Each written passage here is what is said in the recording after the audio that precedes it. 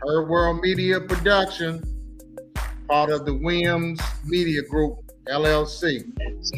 Well, man, how are we getting through this heat wave? Well, we got Dr. Michelle and I guess a host of others that should pop in. And, we just keep it open. This is an open forum. But we'll deal with all that soon as SHEcago Talks continues. Be right back. This is AJ Williams, the media guy. Come learn how to financially secure and grow your estate right now and for the future. Tune in every Wednesday evening at 6 p.m. to SHEcago Talks, the Women's Wellness and Wealth Workshop, live on Facebook, SHEcago Talk page. Join the conversation. Present your products and services. Tell your story of wellness and wealth. We are waiting to hear from you. Leave a message on Facebook page, SHEcago Talks, or email us at SHEcago100@gmail.com. That's right, SHEcago 100@gmail.com. Remember, all women, all the time, hashtag shift the spotlight.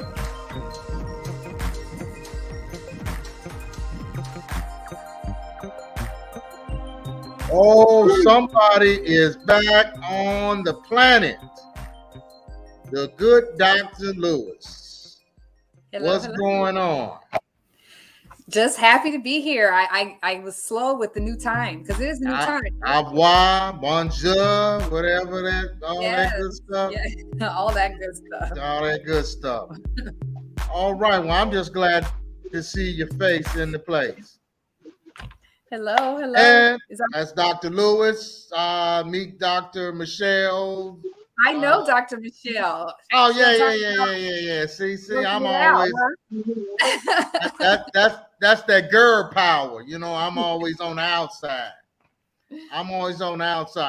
So we're gonna get to you, Dr. Lewis. We missed you. But we got the doc, she's in and out, she's busy. So Dr. Michelle, what's new? You got a presentation coming up and you need the guys to send emails and stuff so we can send them the link. Is that right? Yes. Greetings, everyone, listeners, viewers, all of the above. And Doc, are you in Paris? No, I'm in the Chicagoland area. I'm back. She's on Earth. Oh, she's back on Earth. Oh, great. We really need to talk because I've been calling.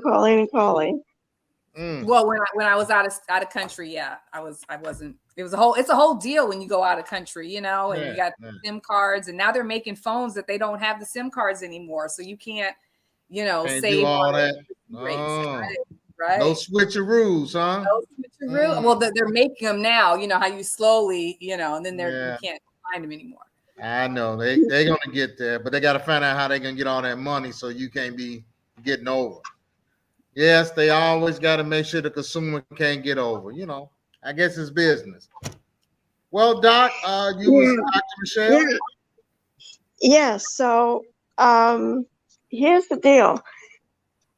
We are in such a state of poor health that everyone I talk to is either impacted directly with their poor health, or they're caring for a loved one or someone in their family that has taken a turn toward just really needing adult support, and or medical support at home.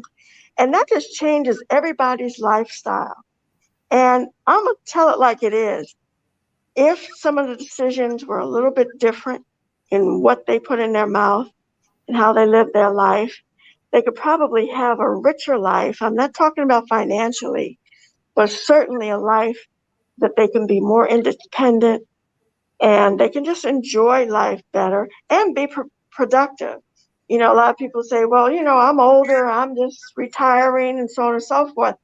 Well, there's nothing in the Bible that even talks about retiring. There's really no such thing. And because many people, when they do retire, their health starts failing them more because they're not as busy. Their mind isn't as sharp. They're used to some type of routine. I'm not saying not to retire. I'm saying don't get into going into almost a catatonic state of nothingness in your life. You say, well, it's not going to be nothing. I'm going to visit some friends, every once in a while and watch the grass grow. Well, okay, if that's your choice, but unfortunately, the human body wasn't made to just sit around and watch the grass grow. So what I believe in is getting to the bottom of the core issues and see whether you're a doctor of psychiatry or whether you're a doctor of nutrition, whatever.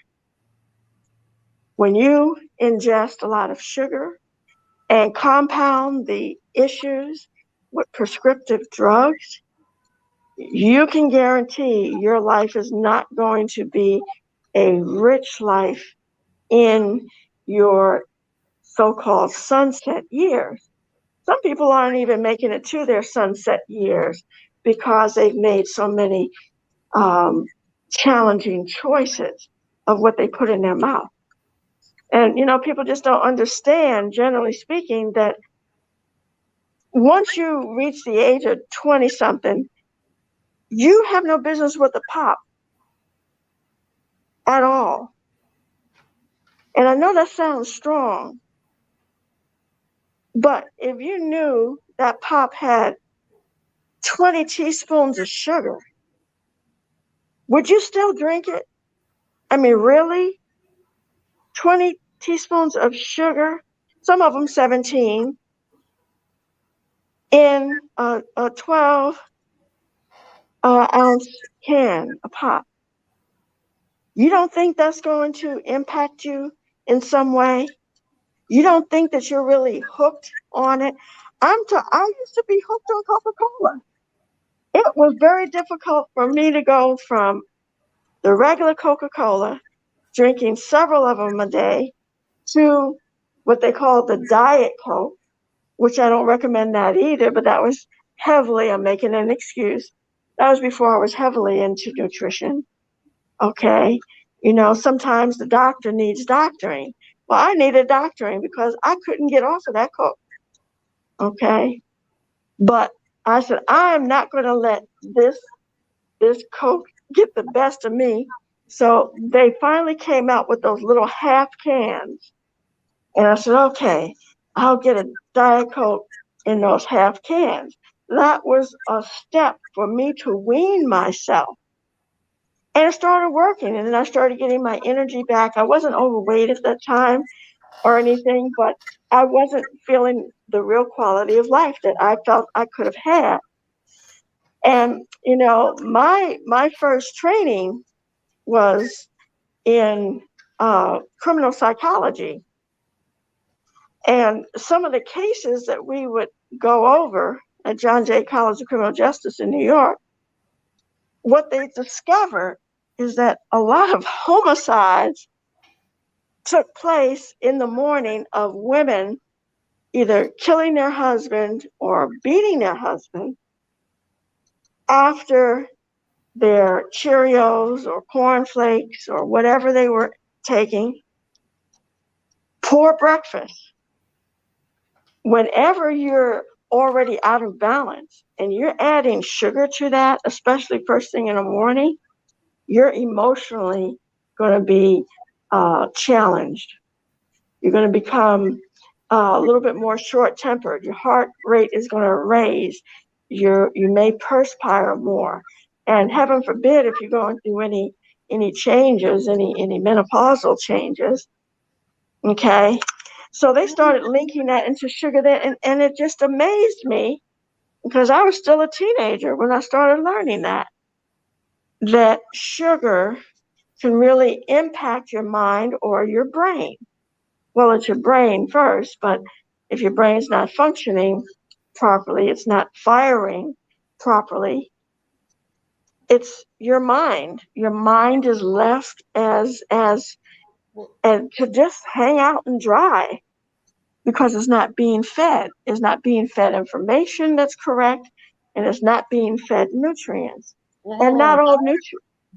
I heard that the brain runs off glucose sugar. So what are you Well, what you saying? Okay, Mr. Anthony, you're absolutely right. It does run off of glucose, but it doesn't run off of the sugars that we ingest, because those sugars are not properly broken down, because you have so much sugar going into your system and you have so many other carbs that's converting to sugar. Okay, so I'm when just you an have old all cop, you know. of I'm just well, you saying. know what happens when you put sugar in a tank, right? Yeah, messes slugs everything up. Yeah. It does the same thing to your body. It's called glycation. And glycation is when you have all of the sugar coating. It's not able to penetrate through into your cells to give you that so-called energy you're supposed to have. Then it remains in the blood. The blood sugar level is high, and then you start just doing all types of crazy things, and your heartbeat that starts accelerating, or you fall asleep behind the wheel of the car at 10 o'clock in the morning because you had, 5 teaspoons of sugar in your coffee, or you picked up a can of Coke. It's amazing how many people I see drinking pop, for adults drinking pop first thing in the morning, and it has so much more that they're like the big gulps and all that other stuff. So you're talking about 20 to 30 teaspoons of sugar in that. And then don't cut them off in the road, because road rage is directly related to a lot of the sugar intake. And of course now, most adults unfortunately are on some type of prescriptive drugs. So now you have sugar, which is a drug. It's just a legal drug and it's cheap. And then you have those drugs with all of those side effects. What do you expect? Okay. So like I mentioned, I've been after Doc here for a while. When she was gone, I was trying to catch her before she left, because so many people need her help. So I really want to start revisiting that so that we can start working together. Okay. And see, sugar or glycation is what we focus on with Dr. Doug and his modality. And we show you how we can help you melt away some of that glycation pretty quickly and have you return more to a normal, healthier functioning individual. Doc, you just gave bad cops out. They could say I had too much sugar this morning. That's why I shot. Well, you know what? Unfortunately, that's the truth. Unfortunately, that's the truth. I made a comment yesterday that it ought to be against the law for somebody to get behind a car, steering wheel, or a truck, whatever, after they've had sugar. Because most of the time, your sugar goes so high that it puts you to sleep on the way down. So you might as well be drunk with alcohol. Man, so I'm looking at you smoke all the weeds you want, cocaine, you ain't got no sugar. Do not touch that Dr. Pepper and that Big Goat at Speedway. I'm gonna have to lock you up. Yeah, he got a big gulp. I had to lock him up, put it in the evidence. Oh my God, Doc. You just gave all the criminals and cops, you opened it up. Well, thank you, Well, Doc. they built Dunkin' Donuts for them, Racial Ray runs on Dunkin'. So unfortunately, I'm making light of it on this, this talk, but it's a very serious matter. And that's what we're doing, is we're showing people that they need to feed their muscles, not break down their muscles, because that's what sugar does. It breaks down the muscles. And you need nice, strong, lean muscles as we mature. So it's going to protect you if you fall. It's going to protect you, keep your brain working better. It's going to protect you so you don't, gain a lot of weight and get a fatty liver. Did you know sugar causes you to have the same type of fatty liver, as visually speaking and functionally speaking, as an alcoholic? For years, doctors were calling people alcoholics that weren't drinkers at all. And they said, well, your liver's so fatty. Well, yes, because everything they eat has sugar. Okay, but it's called non-alcoholic fatty liver. You can't live with your liver not functioning. Okay, you can't live with the sugar going in your kidneys and you're not being able to urinate. And then they want to tell you, okay, you can't drink any more water, and you go straight to the dialysis. It's a crazy world we work. Well, I hope so. I hope so that we can help people avoid it. But we need some mental love too, because we've been hoodwinked between that former president doing what he's doing, and they say that he's mentally incompetent. He eats anything and everything. Okay, so no wonder he's half not sane. Okay. It all impacts the brain. I just finished talking to one of my associates about one of her clients, and now they want to prescribe something to put the dementia patient, really just to make them a total zombie to lay in the bed. And of course, it's a laundry list of side effects.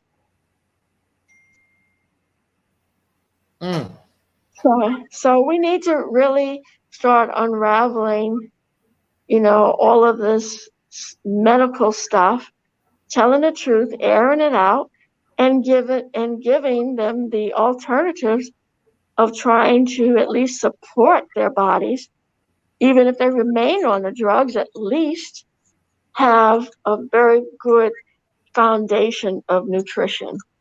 But we got to get rid of the sugar. So that's what we're talking about, is getting rid of the sugar, balancing the body, feeding your muscles, and making you a Superman or a Superwoman. We don't care what age you are. Okay? So I hope your listeners can join us. We're going to have it tomorrow night. Unfortunately, I'm going to be at a wake. But I will definitely have my crew up there. It will be recorded, and they need to send you their email so that you can blast them with the flyer so they can know where to get on Zoom. And then we're having a training session where for you to become possibly a coach in this, because this is something totally new but so effective. Can you believe that you can do an exercise in just 3 minutes that can take the place of what other exercise you used to do, minimum 45 minutes to an hour and a half? Would you rather 3 minutes or an hour and a half, and not get the results that you can get in 3 minutes? Which one would you rather? Well, I'm a lazy guy. I'll take that shit in a minute. I'll take a pill if you had it, could just turn me to where I want to. Well, I don't think you're lazy. I just think you're a cool cat. So you just. Man, you're going to make me blush on the internet.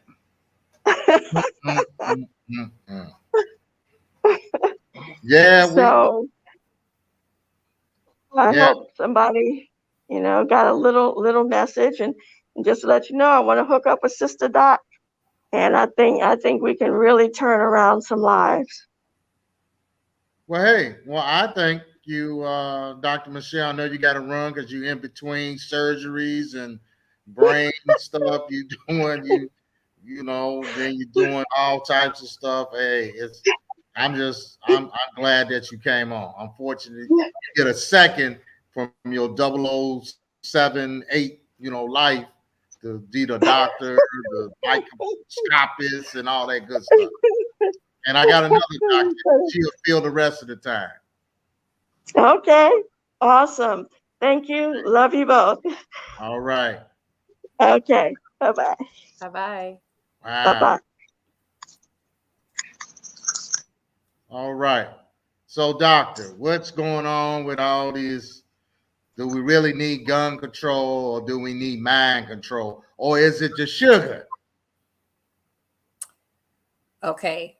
So give me a little bit more. What are we talking about? Texas? I mean, there's just so many. I mean, they had so many shootings this last month, and then we had another attempt. He didn't get to do it, but it was still violent because they had to, he expired. They had to terminate him. Yeah, lucky he didn't get no kids, but they shot him down. But it was still violence. A young man, maybe like doctors say, he was on that sugar, and he didn't realize he needed to slow down, and law enforcement had to take him on out.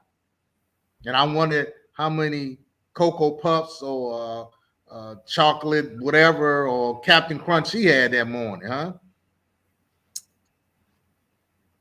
Yeah, I know. It's just like, wow. So, I mean, I'm all for gun reform. I mean, you know what I mean? Like, if that's the question, definitely we need to do stuff with that. But then it was these kids, something going on in La Cabeza in the head to just go out. I mean, it wouldn't just be the kids. It'd be anybody. Oh, no, I mean anybody. I mean, but we have young people doing this. Well, it all goes back to like kind of the basics we learned in high school or middle school, even. How do you resolve conflict, right? How do you manage your feelings? You know what I mean? Yes. So all these things are necessary, and you can know what to do. You can know when you get really ticked off, count to 10, but it's kind of doing it, right? Making it a part of yourself to really, how do I identify how I feel about a situation? How do I manage, right, my behaviors around how I feel about that situation? And what can I reasonably do about making changes? And surprisingly, I think there, avenues to let people make a change. Sometimes when people are faced with like no solution, or they don't know what the solution, they don't do anything. You know what I mean? But if there is more talk, like what you're doing with right now, talking about it, and ways to share, people can share their voices, right? Like, what about the guy? I don't know his name, the one in Florida. Isn't he like running for office now? The one who was a part of that original, I won't even say original, but it was like maybe like 4 years ago, the shooting. Isn't he like, he was like a senior then, and he like rallied the marches. I mean, you know what I mean? And he's probably going to be the one who makes the change, right? Because after all these years, I mean, his generation didn't do nothing about it. The NRA was able to just say whatever and sweep everything under the rug and all that stuff. But it's probably going to be him, one of the kids from the school, right? Who goes and gets elected to be governor or whatever, and is actually going to make the change, because it looks like our leadership is cowardly around this gun issue. Seriously. And I believe it's a strategy to the cowardness, is because there's some money behind that somewhere. I believe. I mean, I'm just talking from a guy that's been around weapons almost half my life now, since after the age of 18, the military and the police department. So I know I'm not going out to do policing without a weapon. But then you really got to think, if I think like that and the whole world think like that, how do we actually resolve? Because that's what they said they made the atomic bomb for. Well, this will control everybody. Oh, so you the only one going to have the atomic bomb, so everybody's going to fall in place with you.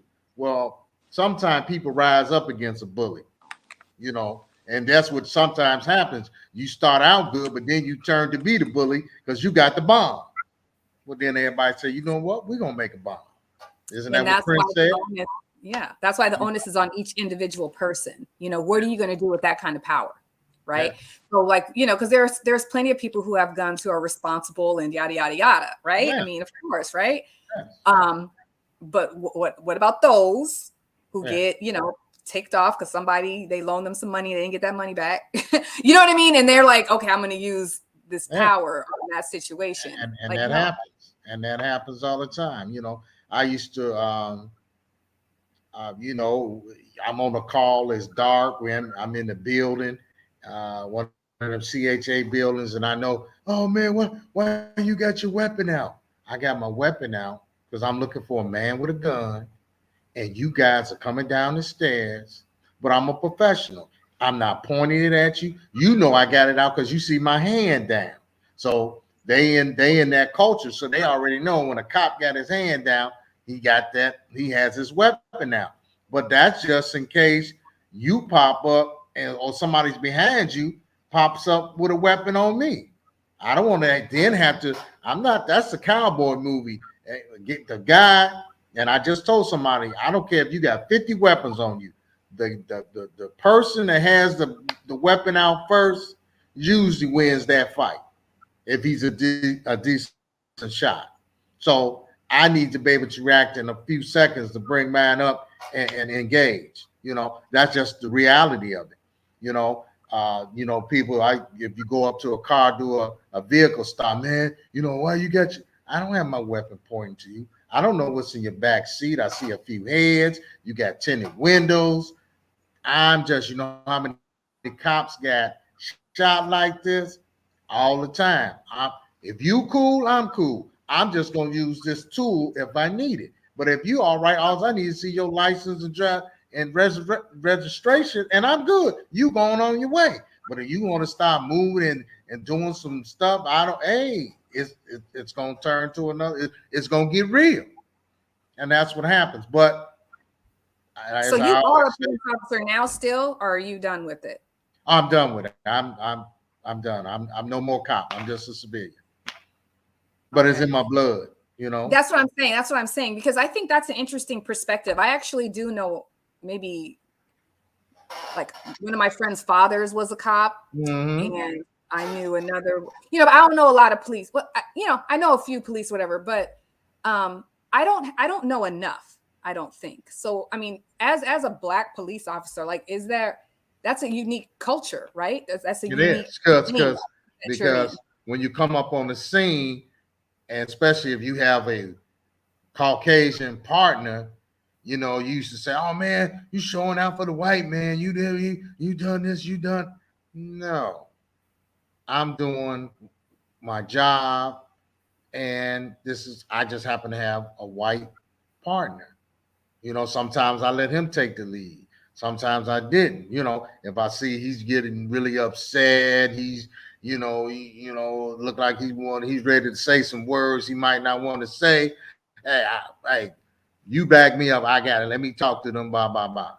You know, and that's what really happens. And that is the conversations a lot of people don't want to have back at the station house, or they get in an argument about it.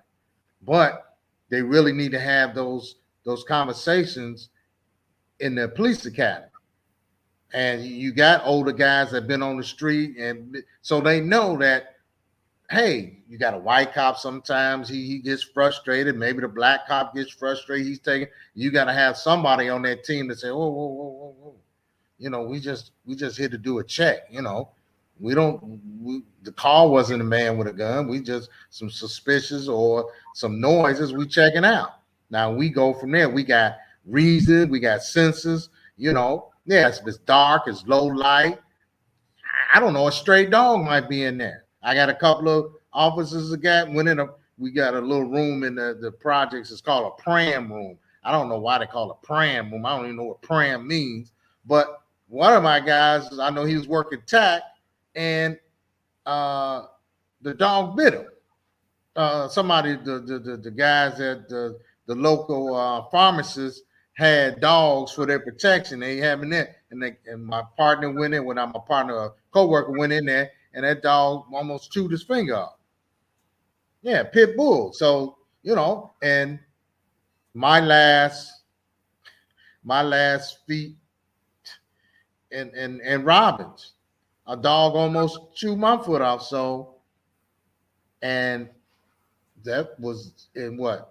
I graduated in 90 from the police academy, and this was like 2010, 2011. other than shooting at a target, I never shot at anything. But that dog had my foot in his mouth, ready to make my foot a hot dog. So what happened? I had to do him, but he didn't die, but he was hurt. He was hurt. He ran. He let that foot go because he was tearing that shoe up. I was like, no, before you get blood, I got to take care of you. Mm-hmm. And I can't lie, it kind of startled me because I only been aiming at targets. I only aim at targets. I mean, I had my weapon out before. I had to take weapons off people, man, put it down before I have to use it. And then I used to have to tell myself mentally, get prepared. I'm going home, not to the hospital. I'm not going to the morgue. I'm going home. My partner's not going to the morgue. So, because people ask you, would you really kill some? I was like, well, I'm not a killer, but don't push me. And then, I can always say, well, I did it on duty. But I always tried to wait, I had instances, little young men had fake guns on them. I and my partner could have shot a few people a long time ago. But, we kind of like, well, long as the weapon is not faced us, it's no danger. Now, how we ran up on them and we had to be a little rough.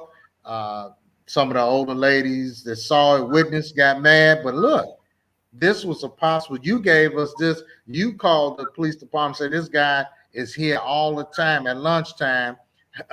They was giving the kids McDonald's for lunch. He would go around collecting him some extra McDonald's. He brandishing his weapon like getting fries up. So, oh my goodness! Yeah, he was getting. I'm going home. He needed a whooping. He needed a whoop. So my partner really and the way the little guy spent around, just as we was creeping up on him, he could have just said, "Hell, I'm a boom." But we kind of looked before we walked, and he was so engaged with getting them extra French fries and cheeseburger, he didn't see us. But we saw. He pulled it out. We said, well, there you go. I said, man, I could look from here and tell that's a toy because I've been around toys but just think if that was an instant somebody had made a toy, something real. Mm-hmm. But we took the chance, ran up. I mean, we collared him. It was a little rough. He wasn't a little baby, so he was a big guy that he had enough force to pull that weapon, and it could have hurt one of us if it was real. So that's what I'm saying. And it's unfortunate that maybe now, like if he did have a real gun, he could have used it, right? Over some French fries, over being confronted about fries. Yeah, that's what we did. The Park District people had to call us because the kids said, this guy, man, he's showing the weapon, taking our French fries. And, we and my partners like, my lieutenant like, this guy's out here every lunch period. You guys, that's your beat. I need you to handle that. I'm like, all right, we got to go get the hamburger, the French fry. And, the hamburger, yeah. But lucky, because if one of us would have had to shoot and because of this, that, it would have went to, so I never had to go to a round robin with that. But I always try to use common sense, I know people like, well, that's in the academy. Oh, that's the TJ Hooker. You watch that, shoot a man in the leg. No, when they teach us in the academy, you shoot to kill him.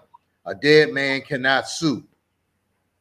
I was like, yeah, dead men don't wear plaid either, I guess. Yeah, but that's their thing. He's dead. He can't sue. It's your story against the family trying to sue you.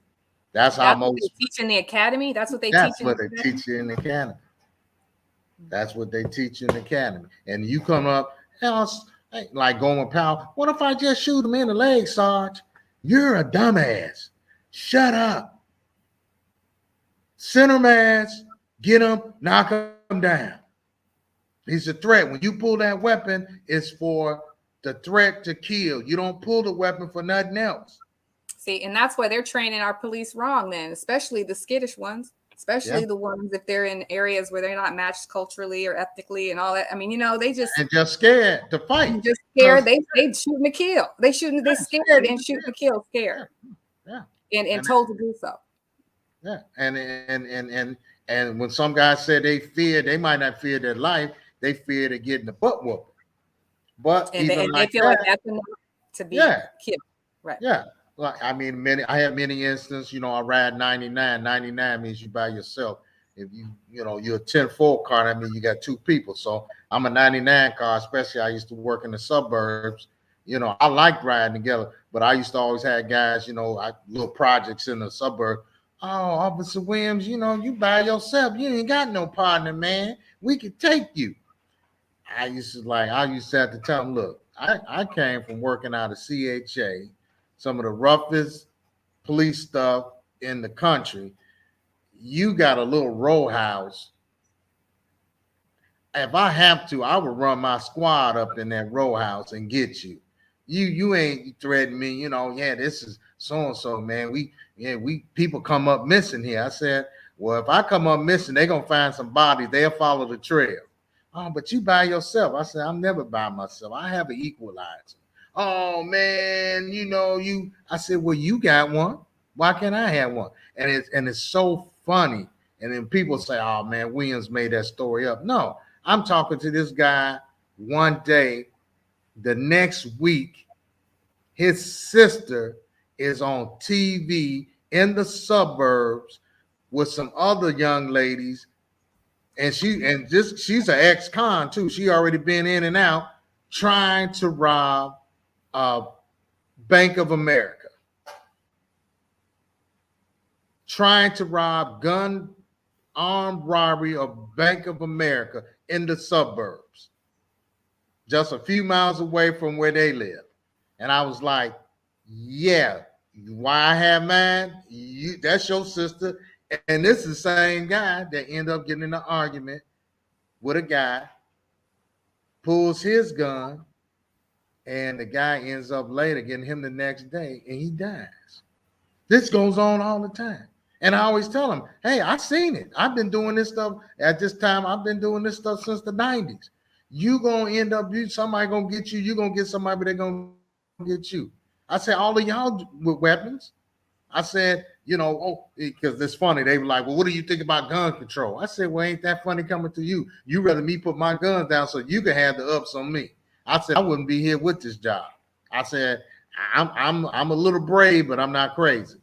Oh man, because you think that gun could, is all the answer. I said, well, it's part of the answer when I'm out here in the streets, but it's only a tool if I need to use it. Because I always tell them I'm a professional. You guys ain't professional. You guys shoot out because of a crap game. The guys was gonna shoot each other because of a basketball game. You guys selling all this dope, and you're gonna cry over a $25 basketball game. You dope dealers. You big ballers. You're gonna have a shootout and hit one of these little kids because of a basketball game. $25. I said, that doesn't seem wild. Oh man, I'm like, man, y'all crazy. But these are some of the conversations you behind the scenes people don't see. This is you're not gonna have a camera with you every day, sitting down talking to these guys, 7 a.m, they sitting on the sidewalk. They blocking where people can walk, and they drinking cold beers. I'm like, where you get cold beer at 7 a.m? Then I ask you to move to your own house where you're resident, and I'm not even gonna take the beer. You grown, but why don't you move to your own house and on your own porch? Because you on the public way, you shouldn't even be drinking like this. Oh man, I'm by myself again. The guy moves and he comes back and said, well, next time, Officer Williams, it ain't gonna be that easy. And I said, well, I'm glad you said that, because it probably won't, but it's not gonna be easy for you. I got an 8-hour day. It's the same. I make the same amount of money, 8 hours or 1 minute. So he was, then he comes back again. Well, I gotta apologize, but you and I, we old school. I said, no, man, I'm going on 50. You just barely making 30. You getting older, but you're not old as I am yet, So we worked it out, but these are the things, instead of just going to your 6-shooters, but you talk with the guys and you let them know you're a professional. I use it if I have to. and I'm not scared to use it. But I want you to know I'm not just going to come in here and gunsling and shoot you, shoot your mother, shoot your little cousin and your nephew, because I'm a professional and this is what we do. Oh man, other cops may have. I'm telling you, Officer Williams is professional. But you know what? Better me telling you, you see me, I've been out here a year working with you all. You see me how I conduct myself. That will let you know. And believe me, they evaluate you all the time. They are evaluating you all your time. They always evaluate you. Yeah. So, yep. So the good Kayla, she's having something wrong with her her thing, her StreamYard is telling her something. Is that the one who kept coming up? Yeah, that's that's our prepaid legal person. Yeah, so yeah, these are the, this is some of the stuff I used to talk about when I come home, and I usually just give. It was always interesting to me, and it's kind of funny. One year I ran into my my psych teacher, and she was like, "Mr. Williams." She kind of remembered that I got on the Chicago Housing Authority. She was like, so you cleaning up the projects out there? So how's it going? I was like, and she's a doc. I was like, Doc, you can put a police officer on every corner, every door stoop. You still gonna have some crime. I said, but like I gave a thing. I had to do a paper in her. I said, I brought up anytime crime, like Dr. Thorson. I think he's an old psychologist. He said as the society progresses, so does criminality.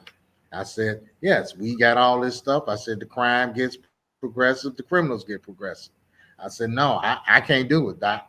I said, but it's some knowledge out here. I thought I knew some stuff. I was really when I look back at it, and I come from Roseland as the Wild Hundreds, I was really a sheltered kid, because some of the stuff I seen when I was a cop, man, I really made me want to quit. I was like, I almost went to war a few times, and this is horrible. This is people living right here. We ain't even at war. No, but we causing war upon ourselves. I said, this is horrible. I'm ready to go. I didn't want too many people to know that, but I was like, man, this ain't worth it. And I was like gang wars. Gangs, just people. Like I had a case where this one guy rapes this young lady. So if the case been going on for years, so they going on. I guess this is going to be one of the last hearings they go to. They go get the girl and kill her, his family members and friends, and wrap her in a rug and throw her outside the window. They just throw her outside the window at the building. Like, we not gonna know. We might not know who exactly did it, but she got a rape case coming up and she's dead now. Like, duh. Well, you know who we looking for. Yeah, I was like, this is stuff I seen in the movies. This is real. I'm looking at this girl wrapped up in this rug. I'm like, man, I just want to go in the building, and maybe he had nothing to do with it. His family said, well, we're going to help him out. So I said, I just can't run in there and just shoot somebody, because that was my thing. If I just want to shoot, I want to shoot the right person. That was one of my things. I always said, I want to shoot the right person. And to get the right person, you usually have to do a little investigation, not just fly off your head. And that causes all that revenge stuff, and you never know. And then you find out later who you revenging was part of the game. He was in on it. He wasn't innocent. He set it up, and it's so convoluted. It's horrible, really. It gets even more horrible and convoluted when you have, if she was a rape victim, she probably had to be convinced to testify. Yeah, because she was a young girl. all these things, and she's probably promised you'd be safe, nothing's gonna happen. You know what I mean? All this stuff. Yeah, I know that to the highest level, like even like politically, all the just Yeah, it's horrible. Yeah, it's and you decided at some point to remove yourself from that. Man, how did that come? I was working in the gardens, Argyle Gardens, and we had that for some reason that day we had a bunch of calls for domestic violence. Sister beating sister, girlfriend beating girl, boyfriend, just domestic calls. And some of these calls I had been on about 10 times. I've been working in that area for about a year or more now. I'm like, man, you know what? I said, this is just like being a garbage man on the back of a truck. Every morning you on your route for 8 hours. All you do is smell garbage. Mm. It's hot out. It's 90 degrees. It's 100. You got garbage. You got fruit, garlic, and all this nasty stuff, oil in this garbage can. You got to lift it up and dump it. And it spills on it. My partner's like, well, what's wrong with you, Williams? I said, you know what? Because I've been telling Mama, I said, man, I'm just going to quit. You're like, man, this is a decent job, man. I said, man, I'm tired of this crapola, man. I said, we riding around in these projects. We like just super paid security. And, I'm like, I'm just tired of this circle stuff. All you do is ride in the circle all day. Circle, same beat. I just went in, man. I remember we was talking at the desk, and a call came in, and the lieutenant, no, he captain. Oh, Williams and you, I need y'all to go get that call. I said, I'm done today. He was like, what? I said, I'm done. I took my radio off. I said, I'm going home and I resigned. I wrote a two-form out. Right at the desk. My partner was like, man. I said, I'm done, man. I was like, Riggins. I was like, Riggo, I am done, man. He was like, well, what? Because I was really, I really caused a lot of problems. I didn't like to follow what anybody say. So they was like, Williams? I said, man, I said, we ain't even doing that. It's like me, the commercial now with the guy on the beach with a mop mopping water off the sand. They was like, man, what's wrong with you, man? I said, man, I'm just tired, man. I ain't even happy no more. I was the most frantic dude to be a cop. I love my uniform. I used to sleep in it. I was so frantic like a guy in Christmas, man. I'm a cop. I'm going to help save and protect my community. It's so much bull crap, man. I was like, I'm done. And I said, I'm not brave as Martin Luther King. I said, that was a brave dude. That's why I put my hand up for him. But other than that, I wouldn't done it. And I walked away. I was like, man, I'm done. But it wasn't until later I realized when I see guys see me years later and little kids, oh man, hey Williams, man, yeah, man, you was, man, we could trust you, man. These other guys just, I had my own guys. They go on a call talking to the gangbangers. They got a meeting, and the guy said, well, we ain't gonna talk to nobody but Williams. My own guys were like, man, F Williams, he ain't here. Who the hell Williams? And we ain't, I was like, so when I get in, I got my lieutenant. Well, you mixed up with the gangbangers now, Williams. Hey, you their spokesperson. I said, well, no. Community policing, that's what it's for, right? I said, isn't that what community policing was all about? Right, we was doing it. You told us to do this in the academy before you came out with this community policing system. Now it's just a system on paper that say we doing something, but you ain't doing nothing. Worked, right? But obviously could have worked if all that ego, weren't on different pages. All that ego on both sides, all of them, man. It's and it's more. I found out the more the chaotic stuff is more money that goes around, and crime pays. I know somebody say, "Oh, you shouldn't say that." Crime pays. But what is that football player who said, it was the Pittsburgh one who says, if you ain't cheating, you ain't trying. You ain't trying. Ain't that something?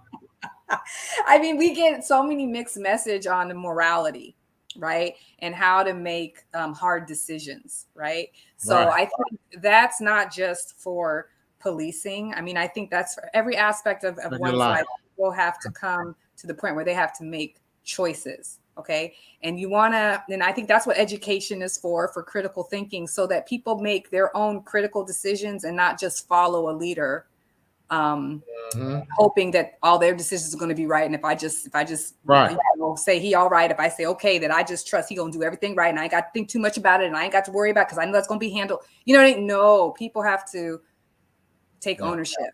You know what I'm saying? Of all that goes on in their life. I mean, even like homelessness, all the stuff, come to some space in your mind, you know what I'm saying? Where you can deal with it and justify how you feel about it. You can't save the world and all that stuff, but how do you feel about it? Do you really think it's okay that we got all these shootings in these high schools? Okay. Do you know what I mean? What are the factors that, what can we think about it? Don't put it on the Second Amendment. And I don't think just Second Amendment. It's much more that goes with that. Gun control. You can have 1,000 guns laid out. Nobody said you got to pick one up. You don't have to. And if you do pick one up, are you responsible? So it's a bunch of variables. But yeah, of course, if the whole system didn't have guns in it, it'd be great. But our whole system, since coming out of way before slavery, was with some weapon and fighting. You read the Bible, they was fighting all through the book. They always fought. But they was always supposed to be fighting for the Lord or this and that. But when man puts his business in it and just for his materialism, this is where it goes astray.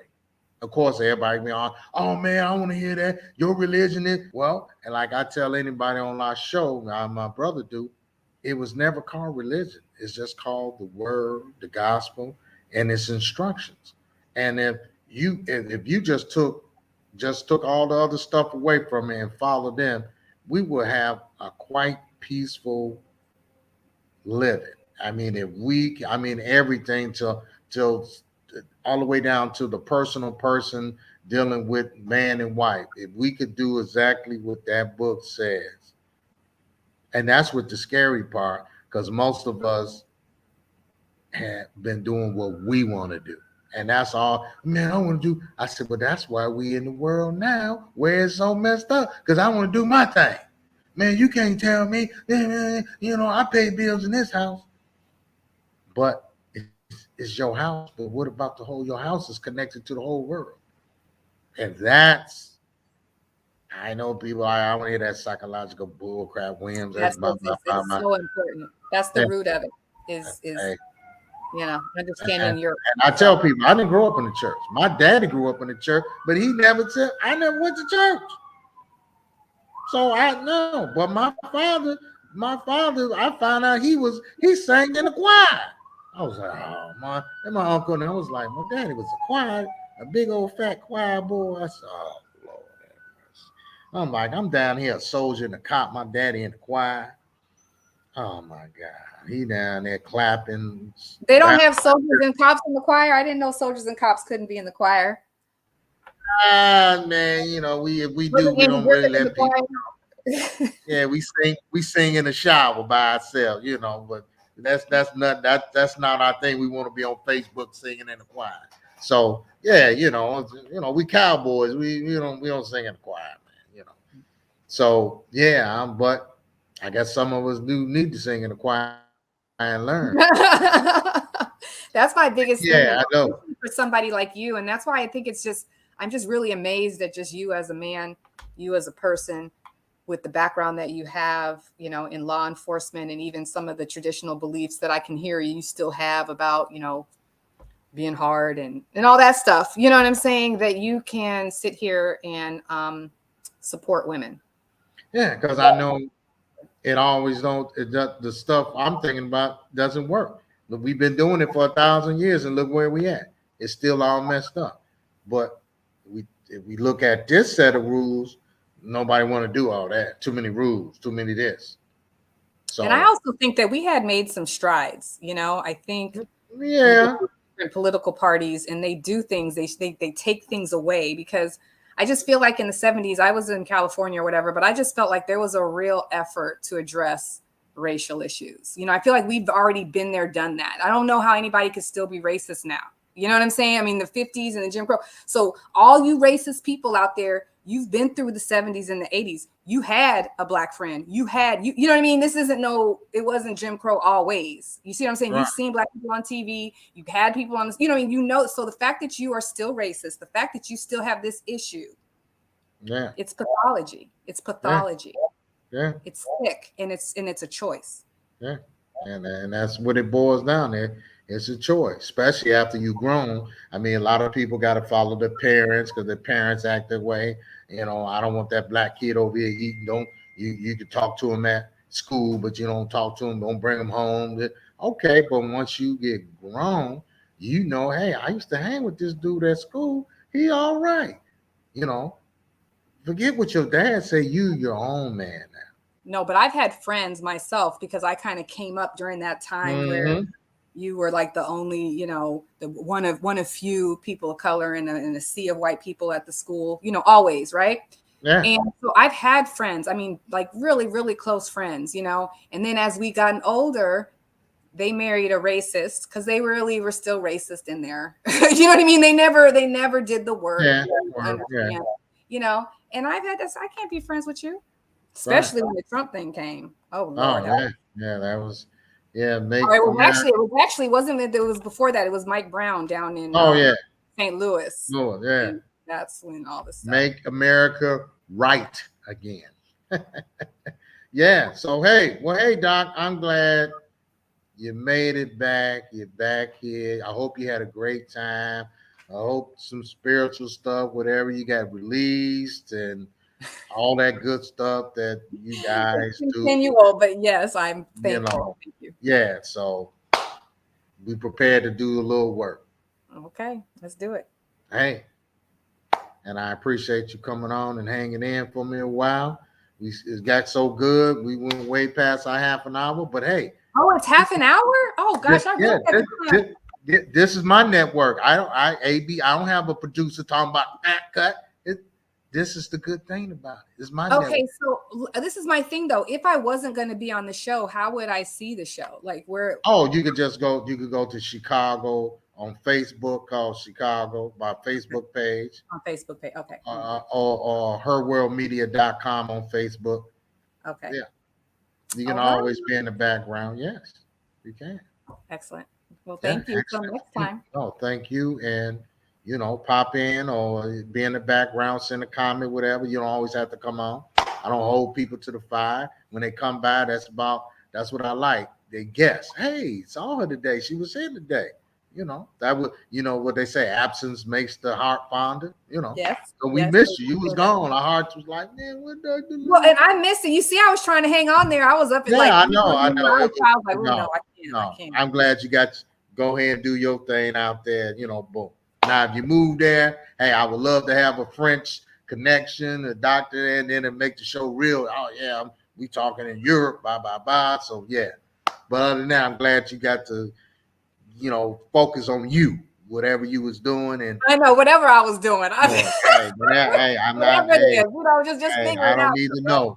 Yeah. Just figure it out. Figure it out. That's it. Time to figure it I might have to take one of them pilgrimages, I don't know. Y'all gonna be like, where AJ Williams go? I'm in Europe somewhere, Yeah. So yeah. Well, thank you and have a good evening. Okay. And stay cool. Yeah. Stay cool, yes. Thank you.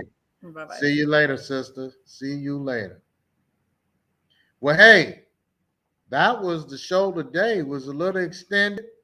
I know we shouldn't have went that long, but it's always good when one of the family come back by. And hey, once you come and join us in, 312-686-4097. Take that number down. So next week you can get the number and text me, and I can send the link into you. You know, love to send you that link. My FOLA person didn't come in today. You know, FOLA, that's the mental hygiene. That's 773-487-4310. That's FOLA. You know, the teacher, Maybeth White, is a big advocate for that. You know, you don't have the funds, you don't have the insurance, they take you. Go on by there. That's 8014 South Ashland Avenue in Chicago. Always, we love you. Her World Media, SHEcago Talks, and its parenting company is the Williams Media Group, LLC. And I appreciate you guys. I appreciate you coming by. Whoever was out there listening today. And we'll see you next Wednesday.